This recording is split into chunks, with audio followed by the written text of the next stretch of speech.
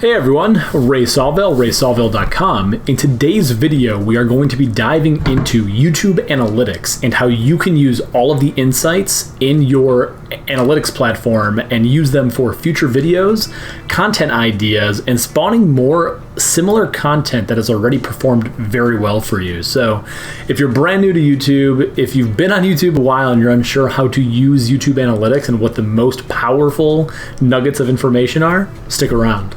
Make sure to check out the description below to look for timestamps so you can jump around the video. I talk about 3 or 4 different principles that you're going to want to be able to reference, so make sure you check that out. Head on over to studio.youtube.com and you're going to see the screen. I'm sure you've seen it before, but on your left-hand navigation menu, you're going to see dashboard, videos, and then a couple down is analytics. So this is going to be where a majority of the video is spent, and you're going to get a ton of data. I mean, if you spend some time in here, which I'm going to help you out right now, there's a ton of information. It's really easy to get lost. So definitely don't be too concerned about all the information here because we're going to unpack it together. But before spending a ton of time diving into the analytics, it's really important to understand one basic principle, and that's called the Pareto Principle. And essentially what that means is 80% of the results comes from 20% of the input. So a really easy way to put this down is if you go into your YouTube analytics, you're likely going to find 2 out of 10 videos that are your top performers that generate 80% of your views. So whenever I think about YouTube and analytics and a lot of data altogether, I think of the Pareto Principle because that overall thinking, 80-20 thinking, I'm sure you've heard about that before, 80% of the output or of the results comes from 20% of the input. So really keep that in mind. I'm going to be referencing that in this video at several points. So I'll have a link down in the description. There's a couple of really good videos and articles out there, but keep the Pareto Principle in mind. It's super, super important for everything we're going to be doing when diving into YouTube analytics. So what am I looking at here? We got tons of information on the screen, and I mean, once you look at this right away, let's face it, it's overwhelming. If you've never been inside YouTube analytics before, there's a ton of data here, but at a really high level, you're going to be able to see things like your view count, your watch time, and your subscribers, and then also top performing videos over the last 48 hours, which I also feel is very important. But you can also see your top videos in this period as well. But the main area that we are going to look at, again, taking the Pareto Principle in mind, again, 80% of those results comes from 20% of the input. So we're going to spend a lot of time looking at our top performing videos and then spawning off other videos in similar regards to already top performing videos, and also looking for improvements to existing videos, some that don't require third-party add-ons, but some that do require those add-ons. Tip number 1, highly recommend that you get really accustomed to what YouTube Studio looks like, but more importantly, if you scroll down to the way bottom of this page, you're going to see your top videos in this period, which the period that I have selected is by default the last 28 days, which I like looking at a recent timestamp. If you don't have a ton of data, and it's going to vary channel by channel, you may want to go longer. If you're a huge channel and you get a ton of videos in 7 days, you may want to look as recent as 7 days ago, even shorter. But if you go to top videos in your whatever time period that you have selected, and then go to see more, you're going to get like a pop-out screen here, like an iframe, and it's going to show you how your videos performed in that time frame. Now, the first tip here is getting used to this screen, but more importantly, leveraging the secondary metric field. And the reason why this is important is because you can kind of customize this dashboard below with whatever types of metrics you want to see. And for the purposes of this video, if you're thinking about growth, if you're thinking about views, you want to make sure you have your view count on, which is on here by default. Great.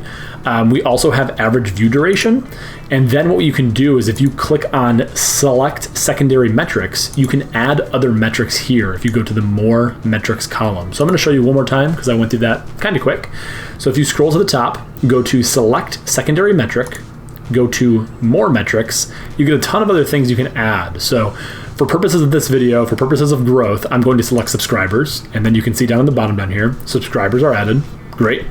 And then I'm also going to later reference another metric called click-through rate. And what click-through rate means is the amount of times that my video was served an impression. So somebody saw it and then somebody clicked on my video. So if I saw my video and I didn't click on it, That's not great. So we want to make sure that click-through rate is high, and we're going to look for opportunities to increase that click-through rate. So those are the two key things that we're going to be talking about here for the next couple minutes. I went ahead and changed this back to subscribers by video, and the reason why this is so important is these are the videos that are generating the most amount of subscribers for my channel. Now, subscribers and views are going to be entirely different. You might have a video that is picked up and getting a ton of views, but maybe not getting a ton of subscribers. So the whole thought process behind this, again, think Pareto Principle. Whatever videos are generating the most amount of views or the most amount of subscribers, we may want to consider making more content based on those findings. So let's dive in here. So if we go to the subscriber piece here and we sort by subscribers, so all these headers on the columns, you can click on them to sort descending, so from top to bottom or from most to least. And you can see over the past 28 days, I have a video here about remarketing on YouTube that has generated the most amount of subscribers. And the reason why this is really interesting for me is this is a newer video. It's only gotten 318 views and we've generated 5 subscribers out of that. So to put that into perspective, I have some videos that have generated 800 views, 500 views in the same time period, and this one video has generated almost double the amount of subscribers. Now again, this is 5 subscribers. This is not a huge, crazy number, but you got to start somewhere, right? And diving into these numbers for your channel is where you can start to experience growth and you can start to feel that traction. You can start to feel that movement because, to be honest, I've been using tips like this on my video for the past 2 or 3 months on my channel, and I've seen some decent increases, and mainly from a view perspective. You'll see that. Sorting by views, you can see I've got some videos that have started to gain some decent traction, seeing close to 1,000 views, and it's starting to scale, which is nice. But the reason why sorting by subscribers is going to be really important is because this one video here, how to easily remarket on Google, has generated a ton of subscribers. So that's when you may want to pull that up, look inside another tab, and look at that one very specific video to find why has it generated so many subscribers for me. Now this video has gotten me 11 subscribers in its lifetime since it's been published, but in the last 28 days, it's gotten me 5. It's been my most by far. So why is that? So we can look at things like the reach metrics here at the top of the screen. You can see I'm getting a decent amount of unique viewers. It's not the same people watching my content over again, good or bad thing, but what you can begin to look at is the traffic sources. So how are people finding my video? So you can see majority of the people that are finding my video are through the YouTube search, which is expected. But something else that I've been noticing across the life of my channel is the suggested videos have been going up pretty well as my views on all of my videos have started to increase. So I've been starting to see some subscribers and some featured and suggested videos start to increase all of my channels, and I'm starting to get all these views, which has been great. So the whole point I'm trying to make here is you want to go into your subscriber section and then find out what videos are generating the most amount of subscribers and then build off of that. So I'm not saying that you don't want to create additional videos based on old content that hasn't generated any videos. There's opportunity there. But if you're looking for ways to increase your subscribers based on content that is already performing pretty well, you may want to look at your YouTube analytics, either the last 28 days, the last 90 days, whatever time frame you find important. And now we're going to jump over to click-through rate. And again, click-through rate is going to be really important because this is showing the amount of impressions that my video has gotten and then the amount of clicks that my video have gotten, dividing those two and then giving me a percentage. So the higher the click-through rate, the better, meaning that people are finding my thumbnail attractive. So the optimization you're going to want to make on videos that have low click-through rate is really taking a look at that thumbnail and finding out why people aren't clicking on your video. Because if you can increase your click-through rate, you're going to get more views, you're going to get more subscribers, you're going to start showing more in the YouTube algorithm. Like, there's a lot that goes into it. So really make sure that you focus on your videos that have low click-through rate, work on revamping those thumbnails, and then re-uploading them. So let's get into a real-life example here. So if I sort by views again, 80-20, if we look at the top performing views, you can see that I've got one that has an 8.2% click-through rate, pretty solid. But I've also got one video that has a 2% click-through rate, which is very, very low. Now, one thing that I haven't mentioned is I am running some YouTube ads on the background on this one video here, which is likely the reason for this low click-through rate. Now, I'm not saying we don't want to look at this thumbnail specifically and consider optimizing, we should, but take that with a grain of salt. You want to know all the other things you're doing on your channel. So this one video right here, for purposes of this video, we're not going to look at this one because I know based on advertising efforts that I'm doing in the background, because I have an affiliate link with TubeBuddy, which, by the way, TubeBuddy is money. Check it out. Sell out Ray. But make sure you check out the tool. I'll have some information on this. It actually will come up in a future tip, which there will be a link somewhere on the screen. But we're not going to look at this video, even though it has a really low click-through rate. But the one we do want to focus on, so 10% click-through rate, 8% click-through rate, we do have one that's 6. And this is one of my videos based on Google Keyword Planner. So you can see that this video, it's got a decent amount of views over the last 28 days, nothing monumental, decent amount of subscribers, great. The duration and retention is actually pretty good as well. But let's take a look at the thumbnail here to see if there's ways to increase it. So I'm going to take a look at this one specific video. And by the way, if you click on this option here, it's going to open it up in a new tab and you'll be able to look at that one individual video. So Google Keyword Planner tutorial has a relatively low click-through rate of 6%. And then if I look at the click-through rate, it's at like 7.2% all time, but over the last 28 days, 6%. What about the last 7 days? So you can change the time frame. It's at 5.2%. So what's happening here, which is kind of interesting, Google has been serving my video more. I've been getting more impressions. So you can see the impression count is going up, which is great. But then my click-through rate is actually down. So the last 7 days, I've gotten 8 less impressions compared to the previous 7, and that's likely due to my click-through rate. So if I can find ways to increase my click-through rate by making a better thumbnail, there's a chance that Google will begin, Google/YouTube will begin to serve my video more often. So one thing I like to take a look at here is go to YouTube itself and type in something like Google Keyword Planner and start to look at some of the competition, because let's see why they're standing out versus why I'm not standing out. So one area of improvement that I need to do on my channel is do more unique thumbnails. I know that as a whole, and that's something that I'm going to be focusing on. But at a real high level, the thumbnail is pretty similar to what's out in the space. Now, some people are using more Google-ish type colors. So I might revamp my thumbnail here shortly and upload that and take a look at click-through rate over time. So definitely make sure you're taking a look at your competitors' landscape, especially on the YouTube results page, so you can start to test different things. So if you look at my thumbnail here, I just have my mug on the right-hand side and then Google Keyword Planner tutorial. Maybe I need to try something that's a little bit more catchy as a thumbnail and just upload that over time. So I'll be doing that, and I'll keep you guys posted on how that performs. Now, this last tip is going to have to do a lot with tag optimization, and those are tags that go inside your video. So this piece here does require something like TubeBuddy or something that you're going to be manually tracking in the background, and you'll see why a tool like TubeBuddy will be beneficial. But what you can do, the same view that we've been using this whole time, this master view right here, if you add another metric, we want to take a look at impressions, because my thought process here, we want to find videos that are getting a bunch of impressions already and find ways to expand on it. But then we also want to find videos where we feel like we did a really good job with the content, but for whatever reason, YouTube's not picking it up. So let's take a look and add the impressions column here, because now we can start to see my videos that are getting a ton of impressions. And I wish I had this column up before, because this is really kind of cool. You can see that my YouTube ad campaign for $150 of free credit has gotten about 8,500 impressions, and it's gotten 800 views, so that leads to an 8.2% click-through rate.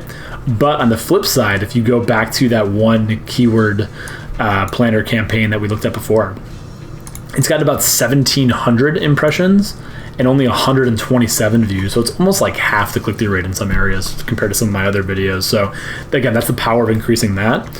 But you can see that these are my top 2 performing videos by far. And I want to see, why are they so well performing? Why are they doing just way better above the others? Again, Pareto Principle.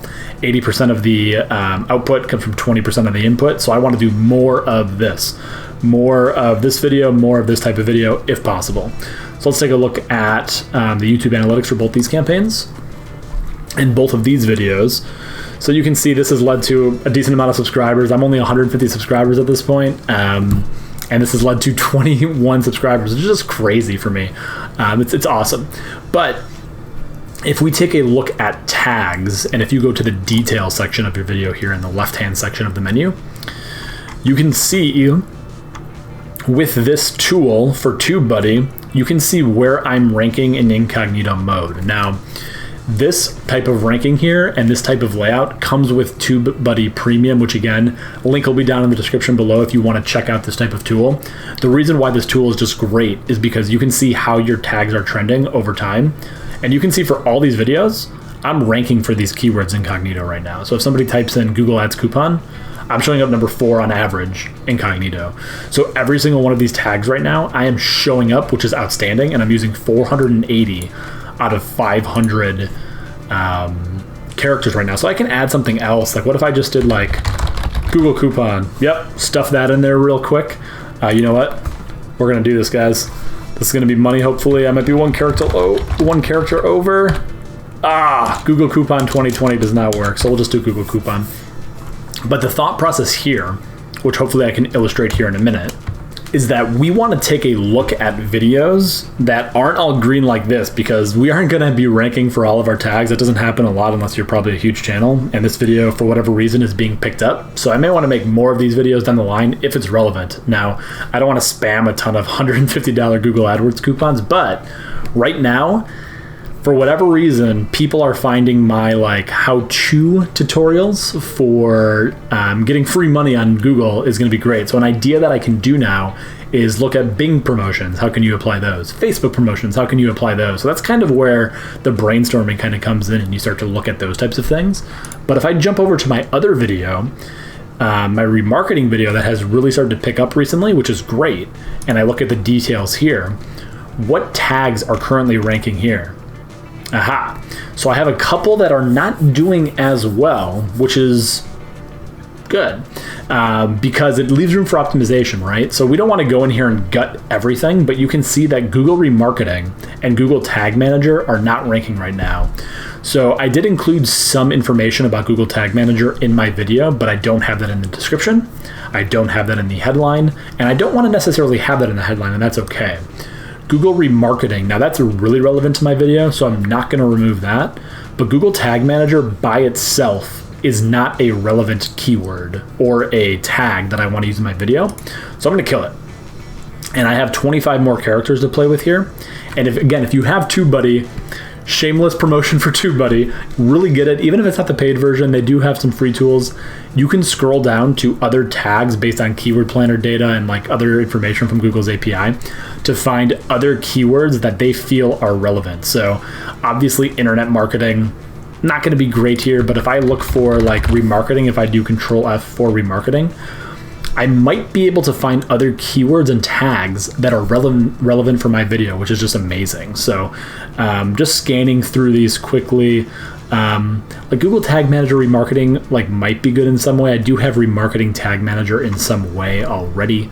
But again, this is the thought process you need to be going through when optimizing your videos, because these changes over time, they compound and they add up. So this video wasn't ranking this highly like a week or two ago, and I went through this process and I started to like pick up some impressions. And again, I'm not seeing millions and millions of impressions and views. It's all going to depend on your niche, but if you're doing this on the regular, you're going to be outranking your competitors and, you know, grinding more than them. I hate using that type of word, but it's looking at the data and using it to your advantage as much as possible.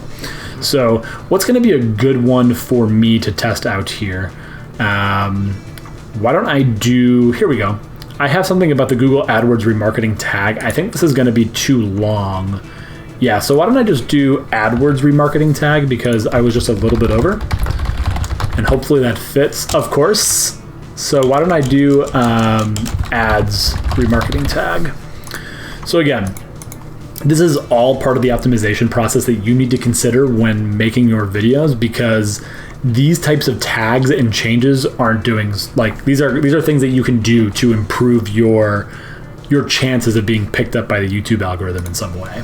And that's it. I mean, a ton of information goes into this. I'm kind of a data junkie, kind of a data nerd. I spend a lot of my time in analytics professionally and in my free time because I have nothing else better to do except look at this stuff. So highly recommend you check out those 3 to 4 tips there. Remember, think Pareto Principle all the time. Again, 80% of those outputs come from 20% of the inputs. So the thought process being, if you can spawn off more of that content that is already dominating and doing well for you, don't just spam your niche based on the content that you're making. Make it unique, make it fun, make it good. Good content is going to beat all of this over time, and that's something that I haven't stressed a lot. You can be inside Google, not Google Analytics, inside YouTube Analytics, and just be doing the best SEO, doing the best tag, best keyword research, all that type of stuff, and just be on the point and just be dominating. But if your content is not good, or your content is repetitive, a lot of this stuff isn't going to matter, just being honest. So this will only get you so far. Definitely focus on your content, spend most of your time there. But this is the kind of stuff that is kind of jumpstart things a little bit faster if you do have that good content. So let me know if you have any questions. Hit me up on Twitter, @RaySolville, link down in the description. Let me know. I'm happy to help out. Otherwise, I'll chat to you next time. Thanks. See ya.